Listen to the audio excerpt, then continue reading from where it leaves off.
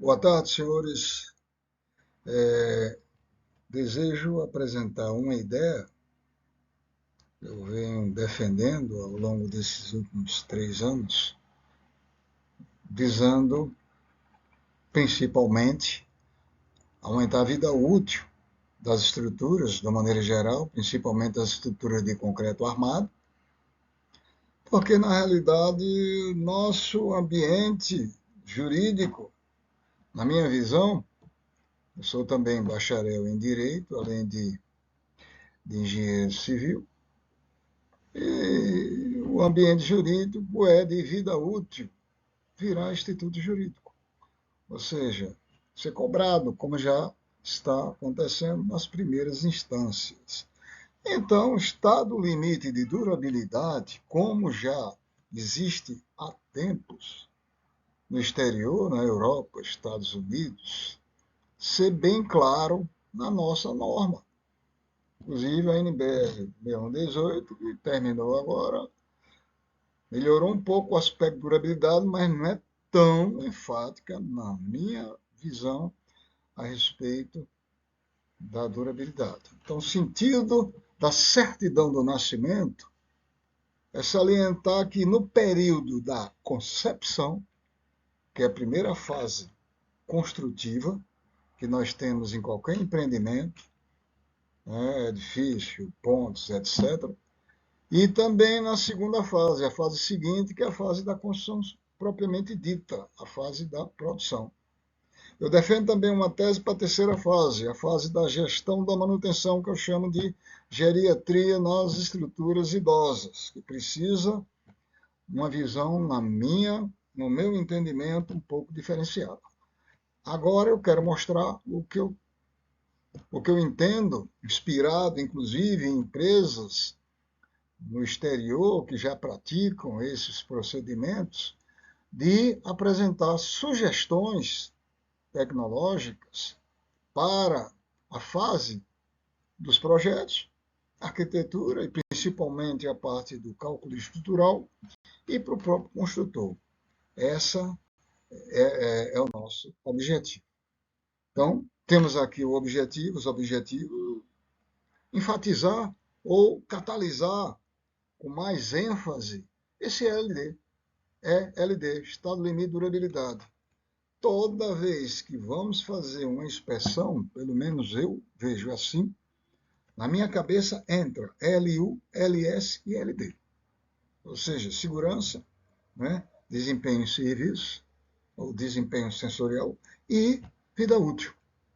E essas sugestões, não sou dono da verdade, apenas sugestões, se concordam ou não, eu tenho uma certa convicção desses conceitos, eu apenas quero provocar os colegas e ser convencido se por acaso estiver equivocado. E aí, nos objetivos secundários e da outra, como já falamos, né? Já falamos aqui, hoje você tem um aspecto holístico. Sustentabilidade hoje não é só o aspecto ambiental, é o aspecto econômico, é o aspecto social, é o aspecto político. E reduzir principalmente as intervenções na terceira fase, que é a fase do pós-uso na gestão da manutenção. E aí as três fases da certidão do nascimento são essas duas primeiras, porque a terceira vai lá para a parte de inspeção, para a parte de manutenção. Quando a obra já tem um certo tempo, eu chamo de geriatria. E aí, para a certidão do nascimento na fase da concepção, a fase inicial, ou seja, a fase de projetos. A partir da viabilidade econômica e financeira, começam os projetos. Fundamental se ter o mapeamento do meio ambiente, do macroclima da região onde vai ser construído o empreendimento. E, mais especificamente, os microclimas nos seus componentes.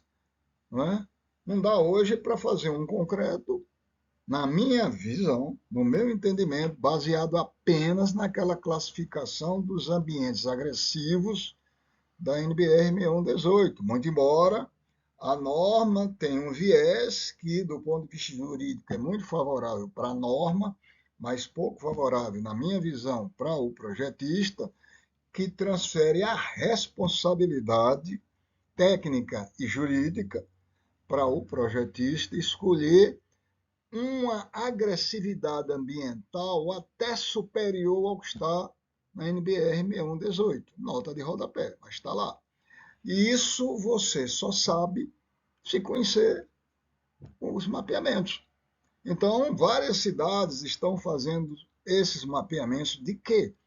Dos principais agentes agressivos que nós temos nas nossas estruturas. Cloretos, o grande vilão, os cloretos, o dióxido de carbono, né? a famosa carbonatação, e os sulfatos externos, que também tem os sulfatos internos, mas os sulfatos externos. Então, mapeamento, como já o IBRACON já lidera um trabalho dessa natureza através da concepção de práticas recomendadas, em breve, pelo que eu estou sabendo, também sairá uma prática recomendada para esses mapeamentos. Aqui em Sergipe, aqui em Aracaju, empreendedores já de visão mais assim abrangente, sintonizada com a ciência e tecnologia, um ano antes de lançar um empreendimento, até mesmo de projetar arquitetonicamente o empreendimento, eles fazem um mapeamento. Porque esse mapeamento precisa das 4 estações do ano, para você saber as concentrações, as rajadas, as direções, temperatura, etc, etc. Então, no cardápio, na gestão da concepção, mapeamento é fundamental. E já no projeto arquitetônico, por exemplo, existem projetos, Salvador, ali na Orla, tomei conhecimento disso aí num evento que houve lá, que o empreendedor teve que fazer adaptações no seu projeto arquitetônico face à incidência de cloretos numa dada posição. Então, mudar uma posição, por exemplo, de uma marquise, de uma varanda, né? Questão da incidência do microclima naquela região. Então, são informações preciosas. Vocês estão vendo aqui, estou mostrando aqui, por exemplo, embaixo, onde tem essa seta amarela, aqui embaixo, é a foto da fachada de um prédio aqui em Aracaju, onde eu resido, que existe esse buraco, eu chamo esse buraco de buraco arquitetônico, porque é um detalhe construtivo que faz parte da arquitetura que está aqui em cima, nessa foto superior do lado direito.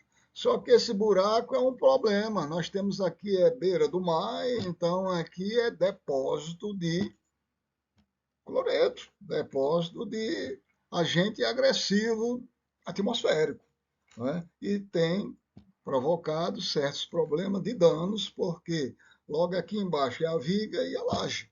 Questão de que processo eletroquímico de corrosão. Então, fachadas lisas, que você aumenta muito a vazão, né, daquela umidade contaminada, enfim, também já na fase do pré-projeto, sugerir modificações viáveis tecnicamente e esteticamente. Por exemplo, como você tem aqui esse prédio aí em São Paulo, que tem mais de 100 anos, olha a série de detalhes construtivos na fachada, é um prédio que pouco agredido em termos de corrosão, né?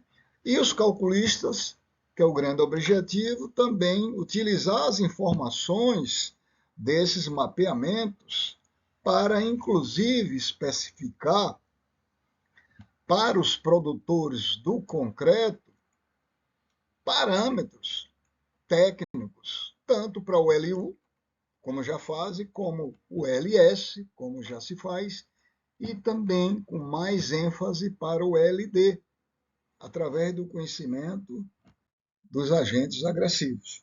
Então, aqui são fotos ilustrativas de efeitos dos agentes agressivos em determinados empreendimentos. A ação do sulfato aqui do lado esquerdo, numa orla de uma praia, em Cuba, que observe que atacou o concreto, né, com essa lixiviação intensa, e daí é caminho para a corrosão das armaduras facilmente.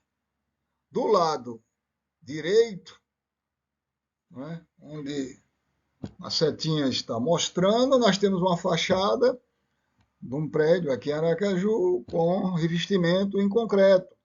E essa fachada, lógico, 40 anos e começaram a destacar e houve problema de corrosão e tivemos que tirar a fachada toda, né, por questão de corrosão. Esse do meio é um exemplo recente, um vídeo da última reunião daquela entidade americana que está fazendo os estudos do desabamento daquele condomínio lá em Miami, Champlain, que levou 98 pessoas, onde o gatilho que se chega com muita ênfase é naquela região do deck, da piscina, né, de uma laje plana, sem proteção, e onde, inclusive, no projeto arquitetônico estava inserido palmeiras, né, terra vegetal, prato cheio para corrosão, além da agressividade do meio ambiental. Então, a ação do meio ambiente nas estruturas tem que ser conhecida. Outra visão aqui desse condomínio que desabou na Flórida, né, em 2021, bastante conhecido, bastante constrangedor, com 98 pessoas esmagadas, laje plana, sem condições nem de ficar no buraco abrigado se fosse uma laje com vigas. Muito embora a laje plana é uma tecnologia perfeita, aprovada, a tecnologia centenária, mas precisa saber como gerir a manutenção e precisa primeiro desde a concepção. Não pode deixar de conhecer o meio ambiente. Aqui um exemplo do engenheiro Panoni, numa palestra recente aqui em Aracaju, ele mostrou aqui um aço cortem, um aço resistente à corrosão, num ambiente super agressivo de cloreto, que é em Fortaleza, uma praia conhecida como a Praia do Futuro, que em 5 anos, né, destruiu o aço resistente à corrosão. Sabe-se que o aço resistente à corrosão, se não formar a pátina, não adianta. É pior do que um aço carbono comum sem pintura para efeito de corrosão. E acima de 300 miligramas por metro quadrado por dia de concentração de cloreto, não forma pátina. É o caso aqui. Aqui tem negócio de mais de 2.000 miligramas, não sei o valor exato, mas é acima, concentração violenta, né, de cloretos. E aí, com 5 anos, acabou o monumento. Não dá para menosprezar o conhecimento do meio ambiente e as suas agressividades. Aqui outro exemplo também, do lado esquerdo, prédio aqui em Aracaju, na Orla, em alvenaria estrutural. O térreo tem uma transição em concreto, os 3 andares em alvenaria estrutural, com laje nervurada. Só que é um prédio que ficou muito tempo inacabado e a corrosão começou a destruir, a degradar as nervuras de concreto da laje. E daí, fazendo os desabamentos progressivos, o prédio teve que ser demolido. Aqui é o processozinho de corrosão que acontece nas nossas armaduras, né? Onde a região anódica fica perdendo aço. Não é? É esse processo eletroquímico da pilha de Daniel que acontece no nosso concreto armado com o cobrimento, né? A porosidade do cobrimento se vindo do caminho dos eletrólitos para fazer a corrosão das armaduras. Química básica, segundo grau. Esse é o processo que a gente conhece, de degradação, né, por corrosão de armadura. E se o cobrimento não for bem executado, não for bem especificado, e não é só dizer que tem FCK e tem modelacidade, vamos mostrar outros parâmetros aqui, os parâmetros de durabilidade, não vai durar o que deveria. Então, está destacando aqui, por exemplo, o aspecto da permeabilidade, fundamental essa propriedade no cobrimento. Né? E aqui nós temos essa observação que eu acho do ponto de vista técnico, todo mundo sabe, que a VUP, segundo a NBR 6118, acaba quando despassiva a armadura. Despassivou, acabou a vida útil do projeto, mesmo sem você saber que despassivou. Você só sabe se despassivou se fizer ensaio, né? Então nós temos essa responsabilidade jurídica diferente de normas estrangeiras, que a vida útil ele soma com aquele período já depois despassivado. Claro que não é um longo período, então a soma desses dois aqui, como está aqui em cima, não é? O período da iniciação da corrosão e o período, um tempo parcial da propagação. Ou seja, até chegar a poder ser identificado com mais visibilidade. Talvez até o leigo já veja as fissuras, né? Então, é mais assim confortável para o construtor, né? Para o mantenedor, para o projetista, esse viés, só que o nosso é diferente, passivou, acabou a vida útil. E os parâmetros que eu sugiro que os projetistas, que são quem concebem os projetos, e os demais obedecem, inclusive os produtores, os engenheiros do concreto. Então, a recomendação, a sugestão, né, voltando a dizer que não sou dono da verdade, a gente quer debater, quer ser convencido que estamos equivocados, não é só FCK, como é comum, não é só modelacidade ou somente consumo de cimento. Tudo bem, para LU, para LS, mas e para o LD? Ah, não existe LD, não existe como. O judiciário já colocou há muito tempo. E na minha concepção, quem é que desenvolve celeremente a engenharia civil? O judiciário. E aí nós temos outros parâmetros, como por exemplo, cobrimento, fundamental. Fundamental o cobrimento de armadura. Experiência, inclusive, em fachadas recentes aqui, de 40 anos, tinha 3 centímetros de cobrimento perfeito. Até o arame recozido não estava corroído. Só onde não tinha, detonado. Então, espessura de cobrimento, não é? Garantir a espessura de cobrimento é fundamental. Não é? Dever de casa. Permeabilidade. A água, ao ar, fundamental. Se fazer um cobrimento que tenha um determinado nível de permeabilidade. Claro, quanto mais impermeável, melhor para a durabilidade. Absorção, né? É uma propriedade física que permeia muito com a permeabilidade, permeia muito com a porosidade, é uma informação relevante. Estabelecer também coeficientes, né, mínimos, né, ou limites máximos de absorção. E a difusibilidade, ou a migração dos fluidos, quer dizer, líquidos e vapores, principalmente a difusibilidade dos cloretos, que é o grande vilão dentro desse contexto, né, que está lá o aço embutido no concreto, num estado termodinâmico violento, que ali recebeu muita energia mecânica, muita energia térmica e está doido para voltar a ser minério, para o estado termodinâmico nulo. Só precisa de alguém. E está lá os íons cloretos na solução porosa, pronto para fazer isso. Não é? Por pit, comendo a seção, como se fosse uma faca, diminuindo a seção.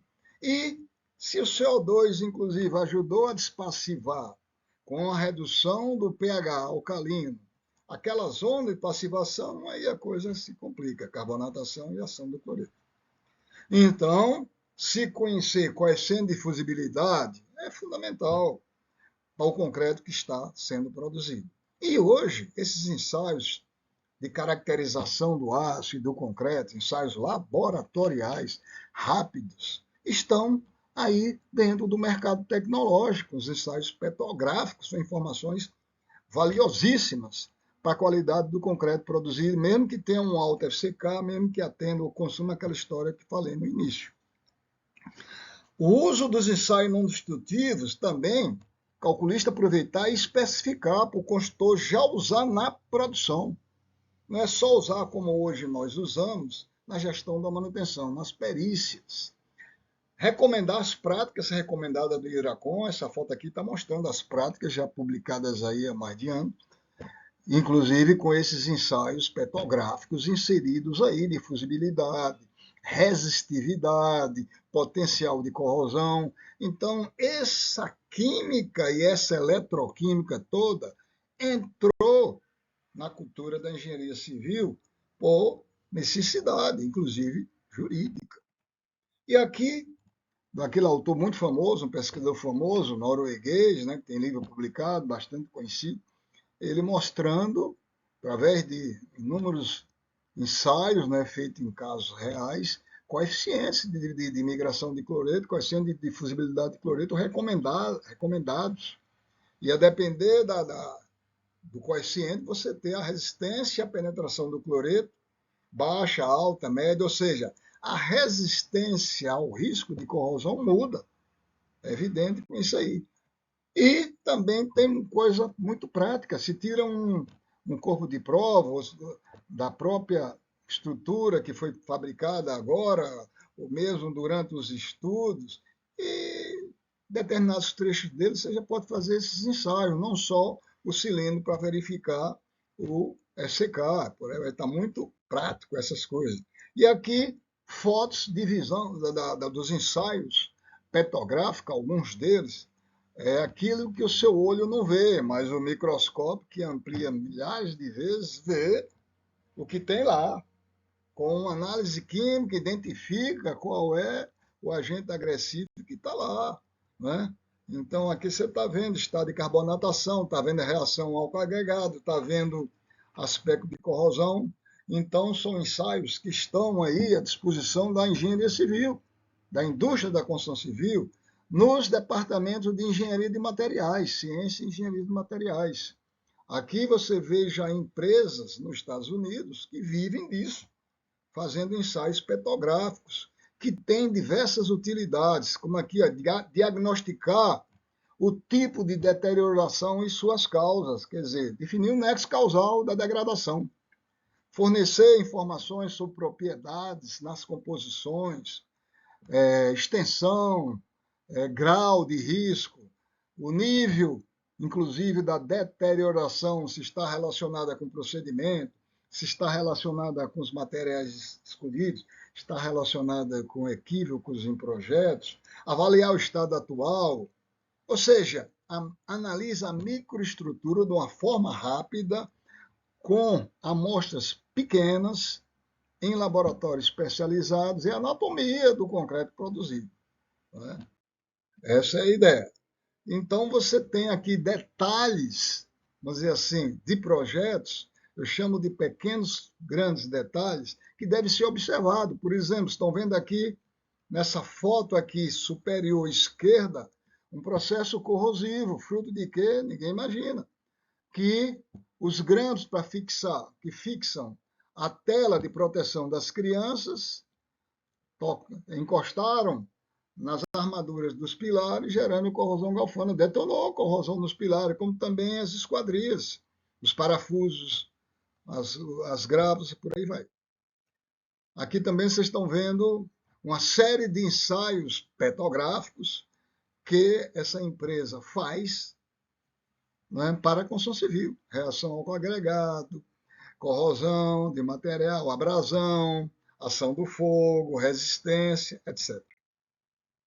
Então, algumas regras, que eu chamo de ouro, estão no cardápio da nossa engenharia civil atualmente. Estado limite e durabilidade, somando-se aos dois anteriores fundamentais. Difusibilidade de cloreto está para a durabilidade dos concretos, assim como o FCK está para a resistência mecânica. As normas internacionais, vocês sabem, não trabalham só com resistência mecânica, só com resistência mecânica e física. Trabalha além do que nós trabalhamos, quer dizer, LU e LS, com a resistência à penetração de agentes agressivos do meio ambiente, do macroclima, gerando um microclima em cima dos componentes. Então, o problema é sistêmico.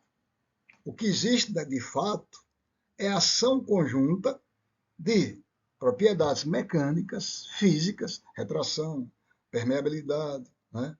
Químicas, inclusive biológicas, da fauna e da flora, né, que também contribuem para gerar produtos químicos que atacam o concreto. Eletroquímica, no caso específico dos concretos, a corrosão é eletroquímica, e a influência do nosso clima, umidade, temperatura, que via de regra, quanto mais alta a temperatura, a grande maioria das reações químicas se intensificam. E, por fim, um manual. Sugeri também que esse manual de uso, operação e manutenção, da gestão da produção, que o construtor é obrigado a entregar, por norma, ao proprietário, para fazer a gestão da manutenção, ele seja interdisciplinar. Porque, em resumo, o que é que eu estou dizendo? A engenharia civil é interdisciplinar. O que é o manual interdisciplinar? Não é manual sem ter procedimentos de olho, por exemplo, na engenharia de corrosão. Então, são procedimentos da engenharia civil, mais procedimentos da engenharia de materiais, na manutenção. Então, o manual ou é feito por um engenheiro civil que tem o conhecimento de sistema, também da engenharia de materiais, ou que ele chama alguém para, junto com ele, fazer o manual. Né? Porque, senão, vai se fazer um manual dizendo o que tem que ser feito, será feito o que se manda fazer e a degradação continua, então o passivo jurídico, depois de alguns anos, vai ser cobrado dos produtores. E aí algumas sugestões também, assim, mais objetivas para o construtor na gestão da produção. Controle de qualidade dos recebimentos materiais. Tudo bem, já fazem, mas agora de olho no LD. Permeabilidade, coeficiente de fusibilidade, absorção, né? Aquela coisa toda. É só resistência. E, orientados pelos calculistas, já na produção, incorporar alguns ensaios não destrutivos. Por exemplo, esclorometria, ultrassonografia, para ver o quê? Eu concretei o pilar, por exemplo, hoje, espero a cura, amanhã eu faço uma pacometria no pilar. A pacometria no pilar mostra localização da armadura, mostra a espessura do cobrimento e aproximadamente a bitola da armadura. E mostra onde não tem armadura, para daí agora eu passar o ultrassom.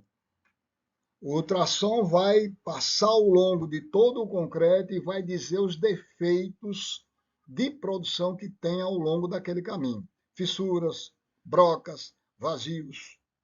E o esclerômetro, a uniformidade, pelo menos até uns 3 centímetros da qualidade do concreto. Ou seja, são ensaios rápidos, né, fáceis de fazer, para quem tem expertise e habilidade nos ensaios.